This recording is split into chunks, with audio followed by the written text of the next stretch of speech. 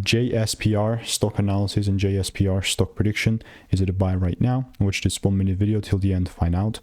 I'm looking at Jasper Therapeutics, and I think you can probably see what's on my chart. Again, context, I've done 35,000 videos. I've spent thousands and thousands on courses and mentors, and I've seen what's worked for me and what's not. With JSPR, this is exactly how my chart's going to look like, and you can see that I have lines pointing towards the downside.